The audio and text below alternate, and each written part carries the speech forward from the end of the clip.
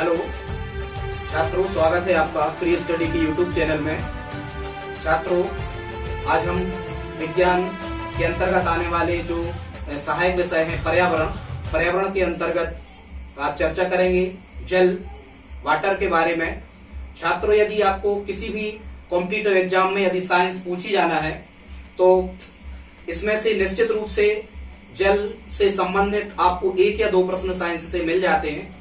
और यदि आप इतनी जो विशेषताएं जो हमने लिखी रखी हैं, यदि आप इतनी विशेषताओं को तैयार कर लेते हो तो हमें लगता है जल में इससे बाहर आपका कोई भी प्रश्न नहीं जाने वाला। तो आइए देखते हैं जल की विशेषताएं। सबसे पहले तो जल का जो IUPAC नाम है वो होता है ऑक्सीडन या ऑक्सीडेंट। ये जो IUPAC नाम है, international union of pure chemistry and applied chemistry, ये फुल फॉर्म होता है IUPAC का। छात्रों, ये जो IUPAC नाम कहलाते हैं, ये पूरे संसार में किसी भी यौगिक को या किसी भी रासायनिक वस्तु को जो लैब आदि में या उद्योगों में उपयोग हो रही है, इसको समान नाम से पुकारे जाने की व्यवस्था है। मतलब आप संसार के किसी देश में चले जाओ, यदि आप ऑक्सीजन कहोगे तो सभी जान जाएंगे ये जल है, क्योंकि अलग अलग भाषा में अलग अलग चीजों को अलग अलग नाम से पुकारा जाता है। लेकिन इंटरनेशनल अंतर्राष्ट्रीय स्तर पर किसी भी चीज को यदि समान नाम से जानना है तो IUPAC नाम से बुलाना होता है। तो जल का IUPAC नाम होता है ऑक्सीडन, या अन्य नाम होता है जल का एक्वा हाइड्रोजन मोनोऑक्साइड। यहाँ जल का ये रासायनिक सूत्र लिखा है, ये होता है H2O। मतलब जल जो है ये यौगिक है, इसमें हाइड्रोजन और ऑक्सीजन के मिलने से जल बनता है। जल के अणु की आकृति V आकार की होती है। पूरे पृथ्वी पर 3/4 भाग जल है, या इस फ्रैक्शन को जब हम परसेंटेज फॉर्मेट में बदलते हैं तो ये 71% निकल के आता है। यहाँ छात्रों ये लिखा है चिल्का और बूलर। भारत में खारे पानी की सबसे बड़ी झील है चिल्का और मीठे पानी की सबसे बड़ी झील है बूलर। ये जो चिल्का झील है ये उड़ीसा राज्य में आती है, बूलर झील कश्मीर राज्य में आती है। यदि आपको यहाँ डिफरेंस इसमें करना है तो बूलर अपन कहते हैं ना बिस्लरी वाटर, बिस्लरी मतलब अच्छा मीठा पानी, तो यहाँ से याद रखना बूलर मीठे पानी की झील है। यदि हम आयतन की दृष्टि से देखें तो जल में आप यहाँ हो याद कर लेना, हो। आयतन की दृष्टि से यदि आप देखें तो हाइड्रोजन और ऑक्सीजन 2:1 के अनुपात में होती है, और भार की दृष्टि से देखें तो हाइड्रोजन और ऑक्सीजन का 1:8 होता है। यहाँ छात्रों ये हमने 2.25 गुणा 10⁸ मीटर प्रति सेकंड जो लिख रखा है, ये जल में प्रकाश की चाल है। जल में प्रकाश की चाल होती है लगभग 2,25,000 किलोमीटर प्रति सेकंड। यदि आप इस मीटर प्रति सेकंड को किलोमीटर प्रति सेकंड में बदलोगे तो निकल के आएगा 2,25,000 किलोमीटर प्रति सेकंड। यहाँ ये जो 1.333 जो हमने लिखा है, ये लिखा है पानी का अपवर्तनांक या जल का अपवर्तनांक किसी म्यू से दर्शाते हैं।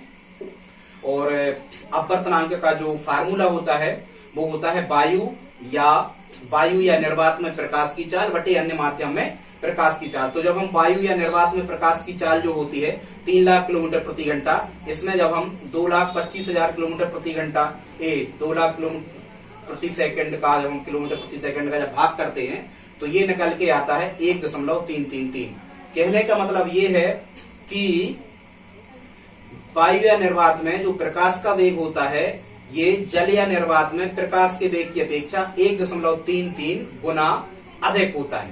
ठीक, ये फिर यहाँ लिखा है 97.5%। इसका मतलब है कि पूरी पृथ्वी पर जो जल है उसका 97.5% जल खारा है और ये समुद्रों में है। केवल 2.5% जल का ही जो पीने योग्य है या उपयोगी है। यहाँ पर जो 1% लिखा है, ये 1% पीने योग्य जल है। यहाँ पर जो 1.6% लिखा है, ये भूमिगत जल है, मतलब जमीन के अंदर जो स्थित है, जो रिसाव द्वारा चट्टानों या मिट्टी के रिसाव द्वारा अंदर पहुंचता है पृथ्वी के, वो 1.6% है। और जो 0.001% यहाँ हमने लिख रखा है, ये जो जल है ये जल वाष्प के रूप में जल उपस्थित है। जल का जो रासायनिक नाम है वो है CAS, मतलब CAS ये अलग से केमिकल एब्स्ट्रैक्ट सर्विस कहलाती है। इसके अनुसार जो इसका वाटर कोड है वो है 7732-18-5। यहाँ हमने अमेजन और नील नदी के बारे में लिख रखा है। अमेजन संसार की ये पानी की मात्रा की दृष्टि से संसार की सबसे बड़ी नदी है, जबकि नील लंबाई की दृष्टि से संसार की सबसे बड़ी नदी है। यहाँ हमने लिख रखा है पीएच वैल्यू 7। ये शुद्ध जल का पीएच मान 7 होता है। याद रखें, शुद्ध जल वो है जो हम प्रयोगशाला में ऑक्सीजन और हाइड्रोजन के मिलने से बनाते हैं। शुद्ध जल विद्युत का कुचालक होता है। जब इसमें अशुद्धियां नमक आदि मिला देते हैं तो इसमें से विद्युत धारा प्रवाहित होने लगती है, फिर वो चालक हो जाता है। शुद्ध जल लेकिन कुचालक होता है। यहाँ हमने 7 से 8.5 की जो पीएच वैल्यू है, ये अम्लीयता और क्षारीयता को दर्शाने वाला एक पैमाना है। तो ये 7 से कम पे अम्लीय होता है, 7 से अधिक पे क्षारीय होता है। किसी विलयन की प्रकृति बताने का पैमाना है जो सोरेनसन नामक वैज्ञानिक ने विकसित किया था। याद रखना, पीएच पैमाना किसने विकसित किया? सोरेनसन नामक वैज्ञानिक ने। यहाँ छात्रों 60 से 8.5 पीएच वैल्यू जो लिखी है, इसका मतलब ये है कि पीने के पानी का पीएच मान 7 से 8.5 होता है। फिर हम आपको बताने वाले हैं पानी संबंधित कुछ आकृतियां, जैसे हम कहें द्वीप, चारों तरफ पानी और बीच में एक टापू या स्थलाकृति निकल आए, ऐसी आकृति को हम द्वीप कहते हैं। फिर हम कहें प्रायद्वीप, जैसे भारत एक प्रायद्वीप है, ऐसी आकृति जिसके 3 तरफ पानी और एक तरफ स्थल हो, उसे हम प्रायद्वीप कहते हैं। जैसे हम भारत के संदर्भ में कहें तो दक्षिण में हिंद महासागर, पूर्व में बंगाल की खाड़ी, पश्चिम में अरब सागर और उत्तर में हिमालय, एक तरफ स्थलाकृति 3 तरफ पानी, तो ये प्रायद्वीप है। प्रायद्वीप का उल्टा होता है खाड़ी। समुद्रों का पानी जब एक पतली धार द्वारा कहीं अन्य स्थान पर निकल जाता है उसे हम खाड़ी कहते हैं। खाड़ी 3 तरफ स्थल होता है, एक तरफ पानी होता है। सीधी सी बात, प्रायद्वीप का उल्टा होता है खाड़ी। छात्रों, यहाँ सागर और महासागरों में अंतर होता है। सागर ऐसे स्थान है जहां महासागर अपना पानी खाली करता है। ये एक तरफ महासागर से जुड़े ही होंगे। सागर यदि है तो एक तरफ महासागर से ये जुड़े होंगे। सागरों की औसत गहराई होती है समुद्र तट पर 150 से 200 मीटर। छात्रों, सागर और महासागर में अंतर होता है। सागरों में मानवीय गतिविधियां होती हैं। जीव जंतु सागरों में पाए जाते हैं। मानवीय गतिविधियां जैसे बिजली बनाना, ज्वारी ऊर्जा उत्पादन करना, मछली पकड़ना, परिवहन करना आदि। महासागरों में मानवीय गतिविधियां नहीं होती हैं। इनका पानी बहुत ठंडा होता है, ये बहुत गहरे होते हैं, यहाँ अंधेरा होता है, इनमें जीव जंतु पाए नहीं जाते महासागरों में। याद रखना छात्रों, संसार का पहला जो जीव पैदा हुआ, जन्मा, वो जल में जन्मा था। और सागरों में भी 4 से 5 किलोमीटर की गहराई तक जीव जंतु पाए जाते हैं। इससे ज्यादा गहराई पर जीव जंतु नहीं पाए जाते। इसके बाद आ जाते हैं हम बीच। बीच क्या कहलाता है? सागरों में सागरों को सागरों से या सागरों को नदियों या नालों से जोड़ने के लिए जो गेट बना दिए जाते हैं, इन्हें बीच, ये हम चैनल बता रहे हैं, चैनल। सागरों को सागरों से या सागरों को नदियों से या नालों से जोड़ने के लिए जो रास्ते बना दिए जाते हैं, इन्हें हम चैनल कहते हैं। बीच जो है ये समुद्र किनारे या सागर के किनारे का कोई स्थान है जहां तक मानव पहुंच सकता है, नहा आदि भी सकते हो आप यहाँ, ये बीच कहलाते हैं। ज्वार भाटा छात्रों, ये ज्वार अलग चीज है, भाटा अलग चीज है। समुद्र के पानी का ऊपर उठकर आगे बढ़ना, ये ज्वार कहलाता है। और समुद्र के पानी का नीचे गिरकर पीछे हटना, इसे हम भाटा कहते हैं। ज्वार भाटा के बारे में ये भूगोल में अलग से कभी हम आपको बता देंगे, ये कब आते हैं और क्यों आते हैं, इनके आने से लाभ और हानियां क्या है, इस टाइप से। झील, बीच में पानी, चारों तरफ ऊंची ऊंची दीवारें, झील कहलाती है। यहाँ छात्रों लिखा है लैगून झील, चूंकि हम जानते हैं समुद्र का पानी खारा होता है। जब ज्वार और भाटा आने से ये लैगून झीलों का निर्माण होता है। मतलब जब समुद्र का पानी आगे आके पीछे हटता है तो वहां कुछ स्थान और गीला हो जाता है, कुछ स्थान पर दलदल आदि या पानी भर जाता है, जिन्हें हम लैगून झील कहते हैं। खासकर ये लैगून झीलें लेकिन खारी होती हैं। यहाँ का पानी खारा होता है, नमक आदि के क्रिस्टल यहीं जमाए जाते हैं, नमक यहीं बनता है। इसके बाद यहाँ लिखा है जल संभरण क्षेत्र। ऐसे क्षेत्र जो साल भर पानी से भरे रहते हैं, इन्हें हम जल संभरण क्षेत्र कहते हैं। वाटरफॉल सभी जानते हो, ये झरने कहलाते हैं, जलप्रपात कहलाते हैं। ऊंचाई से यदि पानी किसी चट्टान आदि पर गिरता है, उन्हें हम वाटरफॉल कहते हैं। यहाँ छात्रों 18 लिखा होगा, ये जल के 1 मोल का, यहाँ 1 मोल का भार लिखा है। जल के 1 मोल का भार 18 होता है। शुद्ध जल के बारे में हमने आपको बता दिया, जो हाइड्रोजन और ऑक्सीजन को 1:8 के अनुपात में मिलाने से बनता है। ये प्रयोगशालाओं में बनाया जा सकता है। सामान्यतः हम वर्षा के जल को शुद्ध जल मान लेते हैं। ठीक है, शुद्ध जल विद्युत का कुचालक होता है। शुद्ध जल का पीएच मान 7 होता है, हम बता चुके। इसके बाद में कृषि शब्द लिखा है। हालांकि आप सभी जानते, ये बताना जरूरी नहीं है कि जल के बहुत सारे उपयोग होते हैं, पर ये इंपॉर्टेंट है कि जल का सबसे ज्यादा उपयोग कहाँ होता है, तो छात्रों जल का सबसे ज्यादा उपयोग होता है कृषि कार्यों में, खेती में जल का सबसे ज्यादा उपयोग होता है। जल नवीकरणीय संसाधन है। नवीकरणीय संसाधन का मतलब होता है कि जल को जल चक्र के द्वारा पुनः प्राप्त किया जा सकता है। ऐसे संसाधन जिनका चक्रण होता है, जिनको एक बार उपयोग कर लेने के पश्चात हम पुनः उपयोग कर सकते हैं, ऐसे संसाधनों को नवीकरणीय या गैर परंपरागत संसाधन हम कहते हैं। यहाँ छात्रों हमने दो चीजें और लिखी हैं, ज्वार नदमुख और डेल्टा। ये नदियां जब समुद्र में मिलने लगती हैं तो ये या तो ज्वार नदमुख के रूप में मिलती हैं या डेल्टा के रूप में मिलती हैं।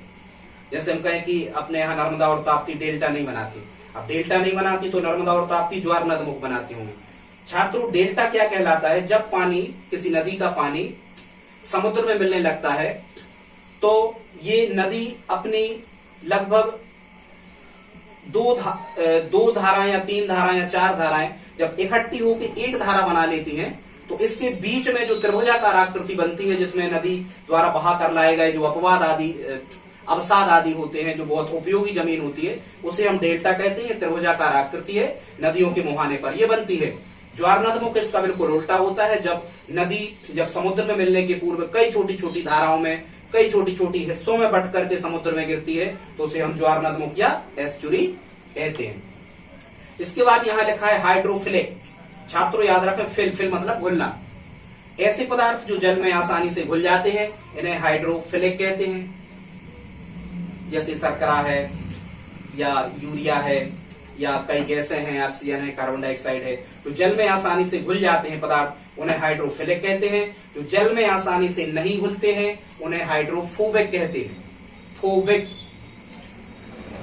फोबिक मतलब पानी में नहीं घुल रहा है तो बेच दो, फोबिक। अब हाइड्रोफोबिक जैसे बसा है, तेल है, पेट्रोलियम है, वार्निश है या मोम है, ऐसी चीजें जो पानी में आसानी से नहीं घुलती उन्हें हाइड्रोफोबिक कहते हैं। फिर छात्रों यहाँ ये पैसा शब्द लिखा है, इसको आप याद कर लें। ये संसार के जो महासागर हैं, संसार के महासागरों का घटता क्रम है पैसा में। पहला कहते हैं हम पैसिफिक सी, प्रशांत महासागर, ये सबसे बड़ा महासागर है। यहाँ ए से बनता है अटलांटिक महासागर, इसकी स्पेलिंग बड़ी है अटलांटिक की, या ये आपको कंफ्यूजन क्रिएट करेगा अटलांटिक और आर्कटिक, तो जिसकी स्पेलिंग बड़ी है वो ही बड़ा है। तो पैसिफिक सी माने प्रशांत महासागर, ए से बना अटलांटिक महासागर, आई से बना इंडियन मतलब हिंद महासागर, फिर बना दक्षिण महासागर, एस से साउथ, और ए से बना आर्कटिक महासागर। मतलब सबसे बड़ा महासागर प्रशांत महासागर, सबसे छोटा महासागर आर्कटिक महासागर। छात्रों ये आपको अलग से पढ़ने होते हैं, कौन से महासागर में कौन सा सागर है, किसकी आकृति 8 जैसी है, किसकी आकृति डी जैसी है, इनके क्षेत्रफल हमें पढ़ना होते हैं, इनके गर्त हमें पढ़ना होते हैं, जो गड्ढे सबसे ज्यादा गहरे स्थान होते हैं महासागरों में। कभी कोई वीडियो हम लाएंगे महासागर और सागरों के बारे में बताएंगे। इसके बाद में हम चले, यहाँ एक शब्द लिखा हाइड्रोस्फीयर। हाइड्रोस्फीयर को छात्रों हिंदी में कहते हैं जल चक्र। तो अभी हमने बताया था कि जल नवीकरणीय संसाधन है, मतलब जल का चक्रण होता है। समुद्रों से, नदियों से, तालाबों से, झीलों से जो जल का वाष्पीकरण होता है, ये जल वाष्प बनकर ऊपर उठती है, जल वाष्प, और जब जल वाष्प ठंडी हवाओं से मिलती है तो वो क्रिया संघनन कहलाती है। उस संघनन के बाद में वो पानी बूंदों के रूप में पृथ्वी पर बरस जाता है, और फिर वही पानी फिर नदियां नालों के माध्यम से फिर समुद्र में पहुंच जाता है, फिर वाष्पीकरण होता है। ये जल चक्र कहलाता है। हिंदी इंग्लिश में से हाइड्रोस्फीयर कहा जाता है। कृषि में जल का सबसे ज्यादा उपयोग होता है। कभी कभी छात्रों एक प्रश्न आता है कि समस्त ऊंचाई और दूरियां समुद्र तल से ही क्यों मापी जाती हैं, तो इसमें आप याद रखें क्यों वाले कारणों में समस्त ऊंचाई और दूरियां समुद्र तल से इसलिए मापी जाती हैं क्योंकि समुद्र के जल में से कुछ जल निकाल दिया जाए या समुद्र में कुछ जल मिला दिया जाए, उसके तल या उसकी ऊंचाई में कितनी भी कमी या वृद्धि नहीं होती। इसलिए समस्त ऊंचाइयां दूरियां समुद्र से ही, समुद्र तल से मापी जाती हैं। छात्रों यहाँ हमने लिखा है जल केवल पृथ्वी पर एकमात्र ऐसा पदार्थ है जो 3 अवस्थाओं में पाया जाता है, ठोस, द्रव और गैस। जैसे हम कहें ठोस, जैसे हम कहें तो बर्फ है, द्रव हम कहें तो जल है, गैस हम कहें तो जल वाष्प है। तो जल का एक त्रिक बिंदु होता है। त्रिक बिंदु मतलब जल का एक ऐसा तापमान है, जल का एक ऐसा टेम्परेचर है जिस पर जल 3 अवस्थाओं में पाया जाता है, ठोस, द्रव, गैस, बर्फ, जल वाष्प और पानी के रूप में। वो टेम्परेचर है 0.01 डिग्री सेंटीग्रेड, 0.01 अंश सेल्सियस, ये टेम्परेचर है, या इसी को जब हम केल्विन पैमाने बदलते हैं, जो 4 पैमाने होते हैं टेम्परेचर के, जब हम इसे केल्विन पैमाने पर बदलते हैं तो 273.16 केल्विन बनता है। मतलब 0.01 डिग्री सेंटीग्रेड या 273.16 केल्विन एक ही बात है। और यहाँ 0.006 एटमॉस्फेयर लिखा होगा, ये उसका दाब होता है। तो जल इतने तापमान पर त्रिक बिंदु के रूप में पाया जाता है, आप याद रखें। यहाँ कहीं एक प्रश्न लिख दिया हमने क्यों वाला, ठंडे प्रदेशों में पेय पदार्थ गुनगुने पानी में क्यों रखते हैं? क्योंकि छात्रों पानी की विशिष्ट ऊष्मा सर्वाधिक होती है, और व्यवहारिक रूप से ये विशिष्ट ऊष्मा, गुप्त ऊष्मा, ये सब हम बाद में बताएंगे। विशिष्ट ऊष्मा का जो मतलब है, ये कहने का मतलब जल देर से गर्म होता है और देर से ठंडा होता है। इसलिए यहाँ कहीं हम बाद में यहाँ कहीं लिखे होंगे क्यों वाले कारणों में, कि रोगी की सिकाई के लिए पानी की बाटल का ही उपयोग क्यों किया जाता है, पानी बाटल में पानी भर दिया जाता है। तो ये विशिष्ट ऊष्मा ही इसका आंसर देना आप। या कहेंगे कि रेडिएटर में पानी क्यों भरा जाता है? क्योंकि वाहनों में जो रेडिएटर लगा होता है, ये इंजन को ठंडा रखता है। वो विशिष्ट ऊष्मा सर्वाधिक होने के कारण इंजन की ऊष्मा जल में समाहित हो जाती है। या फिर यहाँ कहते हैं कि ठंड के दिनों में किसान खेतों को पाले से बचाने के लिए पानी क्यों भर देते हैं खेतों में? तो वहां आसपास गर्मी बनी रहती है, पाला नहीं लग पाता फसल में, इसलिए ऐसे बहुत सारे कारण हैं। फिर हम कहें गलनांक, ये लिखा देखो, रेडियस, पाला, ये लिखे हैं। गलनांक मतलब एक ऐसा ताप होता है, या ये अलग अलग वस्तुओं के अलग अलग होते हैं, ऐसा ताप जिस पर कोई ठोस वस्तु द्रव अवस्था में परिवर्तित हो जाए, उस ताप को गलनांक कहते हैं। क्वथनांक का मतलब ये द्रव से संबंधित है, कोई द्रव जितने तापमान पर उबलने लगता है वो उसका क्वथनांक कहलाता है। छात्रों, जल का क्वथनांक 100 डिग्री सेंटीग्रेड होता है।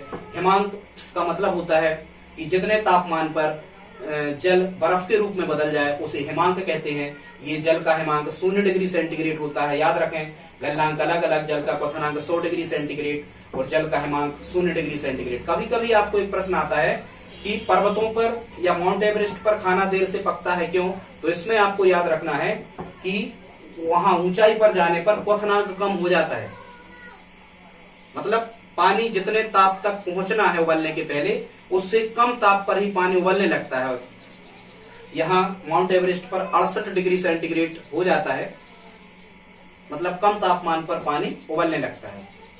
और इससे ज्यादा आप उबालोगे तो अवस्था परिवर्तन हो जाता है, आपके पात्र से पानी समाप्ति हो जाएगा। इसके बाद हम चले जल के भौतिक गुण। आप सभी जानते हो, जल रंगहीन, स्वादहीन, गंधहीन, एक पारदर्शी द्रव है। बहुत सारी बातें आप जानते हो। रासायनिक गुण, 4 डिग्री सेंटीग्रेड पर जल का घनत्व तो सर्वाधिक होता है। आपको प्रश्न आता है यहां से कि क्या कारण है कि ठंड के दिनों में जब नदी, झीलों या तालाबों में बर्फ जम जाती है फिर भी जीव जंतु जीवित बचे रहते हैं? तो छात्रों याद रखें, 4 डिग्री सेंटीग्रेड से कम पानी वहां नीचे की सतह का नहीं हो पाता और इतने पर वो जीवित बचे रहते हैं। विशिष्ट ऊष्मा के बारे में हमने आपको बता दिया।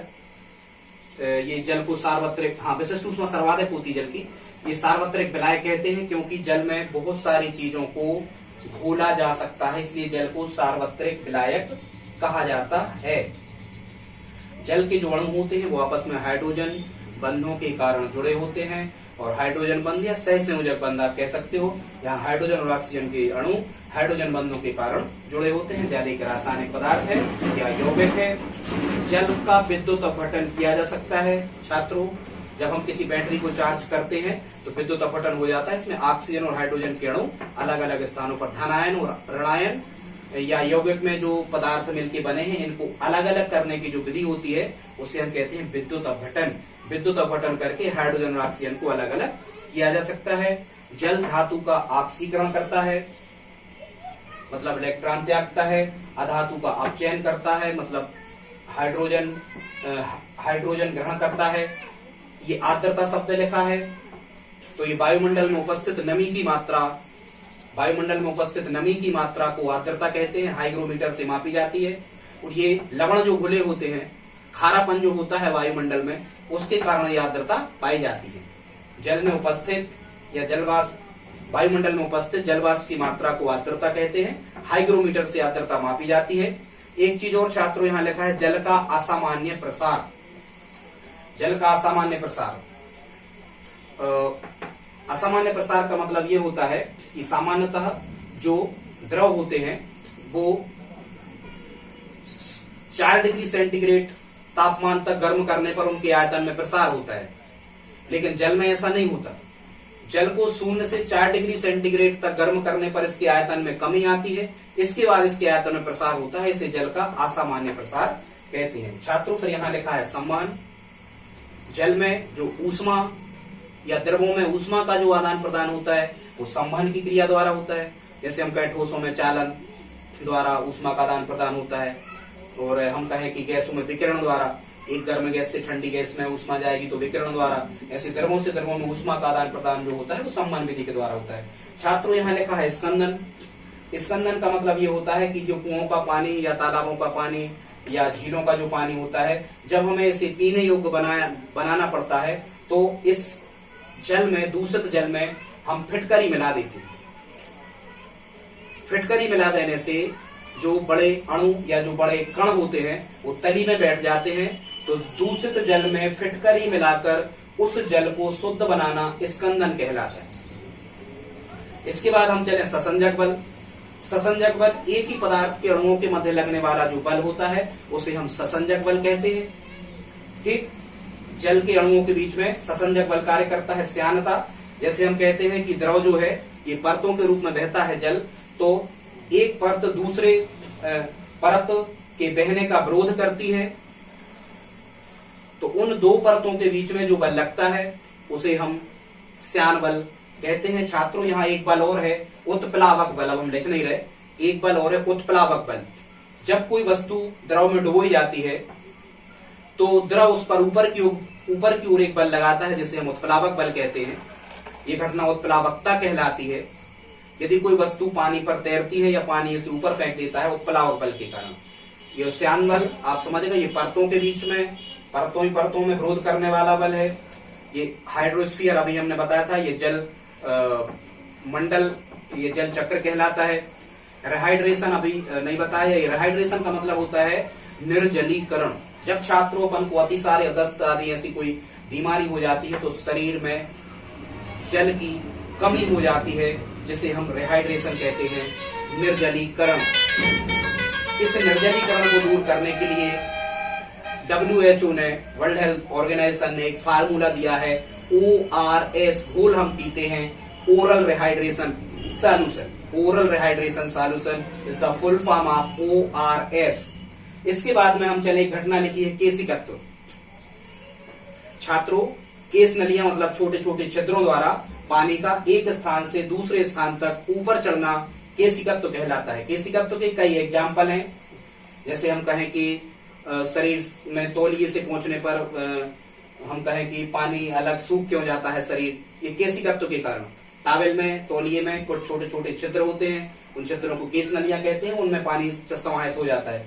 या हम कहें कि दीपक कैसे जलता है या केरोसिन वाली लैंप कैसे जलती है, केशिकत्व के कारण तेल ऊपर चढ़ जाता है। या हम कहें कि पौधों में पानी या अन्य पोषक तत्व आदि कैसे ऊपर चढ़ते हैं पत्तियों, फलों, तनों तक, तो केशिकत्व के ही कारण चढ़ते हैं। या हम कहें कि क्या कारण है कि किसान बोनी करने के पहले खेतों को पहले जुताई करते हैं, तो उससे क्या होता है, जुताई मतलब बखरनी कर देते हैं, तो उससे केशिकाएं खुल जाती हैं। ये केशिकत्व घटना हो जाती है तो जमीन गीली हो जाती है, नीचे का पानी ऊपर चढ़ने लगता है। बहुत सारे कारण हैं। फिर आगे चलो तो रेन वाटर हार्वेस्टिंग, ये वर्षा जल संग्रहण कहलाता है। बरसात के दिनों में गड्ढा आदि खोद के, बोल्डर, रेत आदि भर के पानी को एक स्थान पर रोक दिया जाता है ताकि भूमिगत जल में वृद्धि हो सके। बाद में यही जल जब बरसात नहीं होती तो आप उपयोग कर सकते हो, कुओं या नलकूप आदि के पास में ये रेन वाटर हार्वेस्टिंग, वर्षा जल संग्रहण ये किया जाता है। इसके बाद में यहाँ लिखा है ओजोनीकरण। ओजोनीकरण, पीने के पानी को शुद्ध बनाने के लिए उसमें पोटेशियम परमैंगनेट KMnO4 ये मिला दिया जाता है। इस क्रिया को हम ओजोनीकरण कहते हैं। देखो, जल का बर्फ में बदलना या बर्फ का जल में बदलना, ये भौतिक परिवर्तन है। अलग अलग परिवर्तन होते हैं, भौतिक परिवर्तन, रासायनिक परिवर्तन। छात्रों, यहाँ हमने लिख रखे हैं जल के परसेंटेज। तो सबसे ज्यादा जेली फिश, उसी को स्टार फिश कहते हैं। टमाटर में 95% जल होता है, रक्त में 92% होता है, प्लाज्मा में 90% है, ये लगभग एक ही मान है। ककड़ी कमल में 90%, मस्तिष्क में 85%, फेफड़ों में 80%, मानव शरीर में 65 से 70% जल होता है, हड्डियों में 50% जल होता है। हालांकि हड्डियों का संगठन कैल्शियम, फास्फोरस आदि से मिलकर बनी होती है। फिर हम यहाँ आ जाते हैं, यहाँ लिखा है क्लोरीनीकरण, ये हो गया क्लोरीनीकरण, मतलब क्लोरीन मिला देना, जल में क्लोरीन मिला देना, ये क्लोरीनीकरण कहलाता है। 0.2 मिलीग्राम क्लोरीन मिलाई जाती है 1 लीटर जल में। इससे क्या होता है, जल से लोहे और मैग्नीज जो तत्व हैं, ये लोहे और मैग्नीज समाप्त हो जाते हैं और बाद में जल का स्वाद खराब ना हो इसलिए इसमें अमोनिया भी मिला दी जाती है। इसे क्लोरीनीकरण कहते हैं। पीने के पानी को शुद्ध बनाना, ये अपने यहाँ टंकियों में, घरों में यही क्लोरीनीकरण के बाद शुद्ध होने वाला जल आता है। इसके बाद यहाँ पृष्ठ तनाव शब्द लिखा है। छात्रों, आप जानते हैं पृष्ठ तनाव, जल जो है इसके अणु, जल की जो बूंदें होती हैं इनको सिकुड़न की इनकी आदत होती है। एक तनाव केंद्र की तरफ कार्य करता है जल का, मतलब जल की प्रत्येक बूंद सिकुड़ने का कार्य करती है, इसे हम पृष्ठ तनाव कहते हैं। कभी कभी प्रश्न आते हैं कि क्या कारण है कि समुद्र की लहरों को शांत करने के लिए पानी या तेल छिड़कते हैं, तो आपको कहना है पृष्ठ तनाव कम करने के लिए। कभी कभी प्रश्न आता है कि क्या कारण है कि जहां गंदे पानी में अंडे आदि मच्छरों के पैदा हो जाते हैं तो तेल का छिड़काव करते हैं, तो उसमें भी आपको कहना पृष्ठ तनाव कम करने के कारण वो जो लार्वा होता है, जो अंडे प्यूपा आदि, वो उसमें डूब जाते हैं। इसके बाद में यहाँ कठोर जल और मृदु जल लिखा है। छात्रों, ऐसा जल जो साबुन के साथ में आसानी से झाग नहीं देता उसे कठोर जल कहते हैं। जो साबुन के साथ में आसानी से झाग देता है उसे मृदु जल कहते हैं। हालांकि कठोर जल डिटर्जेंट मतलब निरमा के साथ झाग जल्दी दे देता है। फिर यहाँ हमने लिखा है, ये प्रश्न पूछा जाता है, भारत में बाढ़ की पूर्व सूचना कौन देता है? तो छात्रों याद रखें 3 विभाग देते हैं, केंद्रीय जल आयोग, सिंचाई एवं बाढ़ नियंत्रण विभाग और जल संसाधन विभाग। ये 3 विभाग जो हैं ये भारत में बाढ़ की पूर्व सूचना देते हैं। ठीक है। फिर यहाँ लिखा है बाष्पन क्या कहलाता है? किसी सतह से तापमान के द्वारा या गर्मी पाकर या समुद्र या झीलों से, तालाबों से पानी का वाष्प बनकर ऊपर उड़ जाना और जल वाष्प के रूप में इकट्ठा हो जाना, ये बाष्पन कहलाता है। बाष्पन की उल्टी प्रक्रिया होती है संघनन। जब ये जल वाष्प वाष्पित होके ऊपर पहुंचती है और जब ये ठंडी वायु से मिलती है तो वर्षा के बूंद के रूप में पृथ्वी पर बरस जाती है। इस घटना को संघनन कहते हैं। यहाँ एक शब्द लिखा है अंतः स्पंदन। छात्रों, अंतः स्पंदन का मतलब होता है कि वर्षा का जल जो चट्टानों, मिट्टी आदि, पत्थरों आदि से रिस रिस कर जो भूमिगत जल में वृद्धि करता है, यह क्रिया, यह घटना मतलब भूमिगत जल बढ़ने की जो घटना है उसे हम कहते हैं अंतः स्पंदन। छात्रों, यहाँ लिखा है अवक्षेपण।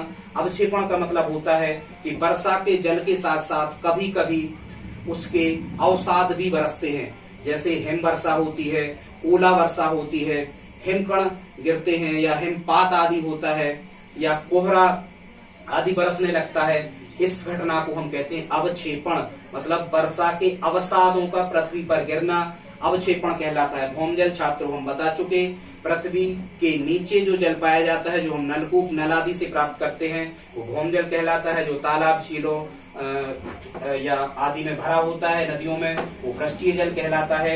जल चक्र हम आपको बता चुके हैं। दूषित जल से होने वाले रोग, उल्टी, दस्त, पीलिया, हालांकि ये अलग अलग रोग अलग अलग चीजों से होते हैं। कुछ इसमें बैक्टीरिया से होते हैं, कुछ वायरस से होते हैं, कुछ फफूंद, अलग अलग। एक आध दिन हम ये सब बता देंगे कौन से रोग काय से होते हैं। ठीक। फिर ये D2O है, भारी जल। ये 1932 में D2O या भारी जल के बारे में 2 वैज्ञानिकों यूरे और बासवर्न ने बताया था। बाद में हालांकि इनको 1934 में नोबेल पुरस्कार भी मिला इसी की खोज पर, इन दोनों को। अब इनने क्या बताया था कि यदि हम जल के 7000 अणु लेवें तो 7000 में से एक अणु ऐसा पाया जाता है जो भारी होता है, इसे ही उन्होंने भारी जल कहा है। इसके बाद में हम कहें परावैद्युतांक, ये जल का परावैद्युतांक 82 होता है, क्योंकि देखो जल 2 चीजों से मिलकर बनता है, हाइड्रोजन और ऑक्सीजन। अब हाइड्रोजन प्लस आयन होता है और ऑक्सीजन ऋणायन होता है। जब हम हाइड्रोजन और ऑक्सीजन के आयनों को मिला देते हैं तो एक द्विध्रुव आघूर्ण बनता है। इसी द्विध्रुव आघूर्ण को हम परावैद्युतांक कहते हैं। एक चीज और छात्रों याद रखो, जल में जिस वस्तु का या जिस यौगिक का जितना ज्यादा परावैद्युतांक होगा उसमें उतनी ही ज्यादा वस्तुएं घुलनशील होंगी। जल का परावैद्युतांक सर्वाधिक होता है, इसीलिए इसे सार्वत्रिक विलायक कहते हैं। फिर यहाँ लिखा है जल में घुले विषैले पदार्थ, इसमें मैंगनीज घुला होता है, ये कैडमियम घुला होता है। याद रखना छात्रों, कैडमियम जल में घुलने से इटाई इटाई नामक बीमारी हो जाती है। ये कहीं हो भी चुकी है, एक आध बार हम इसके बारे में बताएंगे। फिर जल में मरकरी या पारा घुला होता है, जिसमें मिनीमाटा रोग होता है। जापान में कभी ये फैला था, मिनीमाटा रोग बताएंगे हम आपको। पारे की अधिकता से मिनीमाटा, कैडमियम की अधिकता से इटाई इटाई ये बीमारी होती है। छात्रों, यहाँ आर्सेनिक शब्द जो लिखा है, ये जल में सबसे ज्यादा गहराई में पाए जाने वाला पदार्थ है। आर्सेनिक, साइनाइड भी पाया जाता है, लेड या। इसके बाद में एक प्रश्न आता है, भाप से जलना कठिन है पानी की अपेक्षा, तो ये भाप की गुप्त ऊष्मादक होती है इस कारण से। फिर यहाँ हमने एक चीज और यहाँ लिख रखी है, ये बीओडी और सीओडी, इनकी फुल फॉर्म याद करें। बायो ऑक्सीजन डिमांड और सीओडी केमिकल ऑक्सीजन डिमांड, ये रासायनिक मांग होती है। ये 1 लीटर जल, जो प्रदूषित 1 लीटर जल होता है, इसे विघटित करने के लिए जितनी ऑक्सीजन की आवश्यकता होती है उसे बीओडी कहते हैं। ये सीधी सी बात, आप तो इतना याद रखो कि बीओडी और सीओडी जो टेस्ट है, ये प्रदूषित जल की माप करते हैं कि जल में कितना प्रदूषण फैला हुआ है। तुर्की की वानकी झील की लवणीयता 330% होती है, बताएंगे एक आध दिन इसके बारे में। मृत सागर की लवणीयता, और ये सर्वाधिक है, मृत सागर की लवणीयता 238% है। हुआंगहू नदी है, ये सर्वाधिक ज्वलनशील नदी के नाम से जानी जाती है।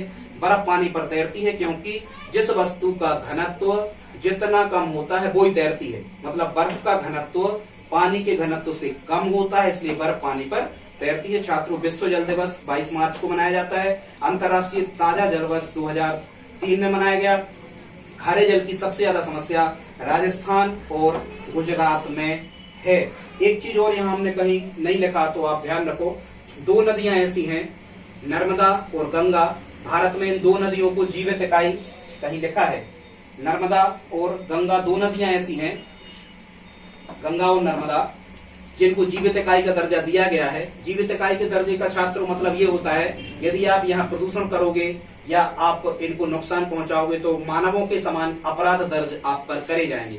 ये 2 जीवित दर्जे का मतलब ये होता है। फिर यहाँ हमने लिखा है, हाँ, जल में स्थायी कठोरता और अस्थायी कठोरता। छात्रों, हालांकि स्थायी कठोरता को लगभग दूर नहीं किया जा सकता, अस्थायी कठोरता को उबालकर दूर करते हैं, पर हमने कुछ चीजें यहाँ लिखी हैं। यहाँ से प्रश्न आता है कि स्थायी कठोरता और अस्थायी कठोरता क्यों होती है।